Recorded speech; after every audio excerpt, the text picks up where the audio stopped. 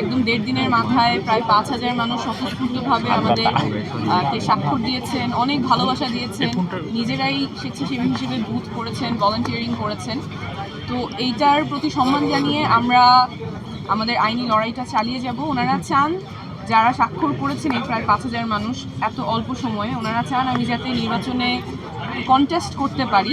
তো সেই জন্য আমরা আপিল করেছি এবং আমরা আইনি প্রক্রিয়ার লড়াইটা চালিয়ে যাব। আর এই ব্যাপারে যে টেকনিক্যাল ডিটেলস সেটা আমাদের আইনজীবী আরমান হোসেন উনি এখন ব্যাখ্যা করবেন।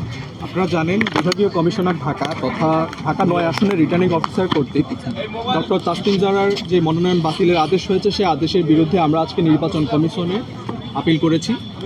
আমরা গণপ্রতিনিধিত্ব আদেশ 1972-এর অনুচ্ছেদ 14 দফা 5 এবং নির্বাচন পরিচালনা বিধিমালা 2008-এর বিধি 5 অনুযায়ী আজকে এই আপিলটি দায়ের করেছি। আইনগতভাবে আমাদের এই আপিলে জয়ী হওয়ার শতভাগ সম্ভাবনা আছে।